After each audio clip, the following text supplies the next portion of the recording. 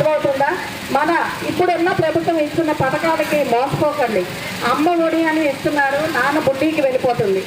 అవునా కాదా? ఇన్నాళ్ళు ఒకప్పుడు ఇంటిలోని పెద్ద మనిషి పని చేస్తే 100 రూపాయలు 200 సంపాదిస్తే 100 రూపాయలు ఇంట్లో ఇచ్చేవాడు, 100 రూపాయలు తాగేవాడు. ఇప్పుడు ఆ 200 కూడా మన బుడ్డి షాపుకే వెళ్ళిపోతుంది. అవునా? ఆడవాళ్ళందరూ పని చేస్తే కానీ ఇల్లు జరగటం లేదు. అందుకనే ఇవన్నీ తెలుసుకోండి. కాంగ్రెస్ పార్టీ మీకు మంచి మంచి పథకాలు పెట్టింది. ఆ పథకాలన్నీ కూడా మన తమ్ముడు రోజు చెప్తూనే ఉన్నాడు.